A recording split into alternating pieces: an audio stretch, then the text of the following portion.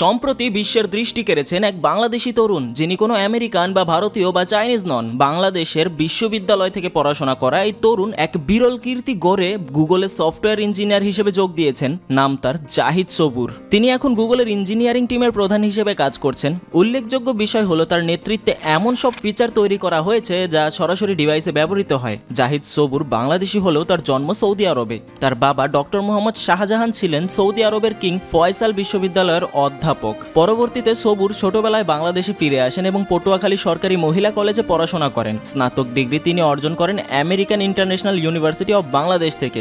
বাংলাদেশের একটি বিশ্ববিদ্যালয় থেকে শিক্ষা নিয়ে বিখ্যাত প্রযুক্তি প্রতিষ্ঠানে এমন অবদান রাখা সত্যি একটা গর্বের বিষয়।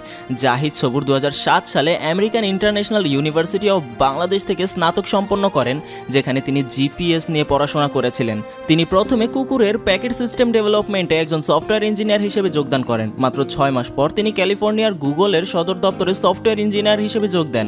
বিশ্ববিদ্যালয়ে ভর্তি হওয়ার পর তৃতীয় সেমিস্টারে প্রোগ্রামিং ল্যাঙ্গুয়েজে তার দক্ষতা ধীরে ধীরে বেড়ে যায়। তখন তিনি প্রোগ্রামিং সমস্যার সমাধান করতে শুরু করেন। সেই সময় বিশ্বের জনপ্রিয় প্রোগ্রামিং প্রতিযোগিতা ছিল টপ কোডার। এর পাশাপাশি গুগলও কোডিং প্রতিযোগিতা চালু করে, যার নাম ছিল কোড জ্যাম। এই প্রতিযোগিতার ফাইনাল পর্ব অনুষ্ঠিত হতো গুগলের অফিসে, আর বাকি পর্বগুলো হতো অনলাইনে। জাহিদ সবুর এই প্রতিযোগিতায় ফাইনালিস্ট হয়ে গুগলের নজরে আসেন এবং সেখান থেকেই গুগলের স্বপ্নের চাকরির প্রস্তাব পান। সম্প্রতি শাওমির গ্লোবাল লঞ্চ ইভেন্টে তাকে আমন্ত্রণ জানিয়ে মঞ্চে আনা হয়। পেছনে বড় পর্দা, সেখানে লেখা ওঠে জাহিদ সবুরের নাম। এরপর গুগল অফার করে সেই লোভনীয় স্বপ্নের চাকরি। গুগলে যোগদানের মাধ্যমে তিনি বাংলাদেশি হিসেবে কতটা গুরুত্ব ও সম্মান অর্জন করেছে তা বারবার প্রমাণিত হয়েছে।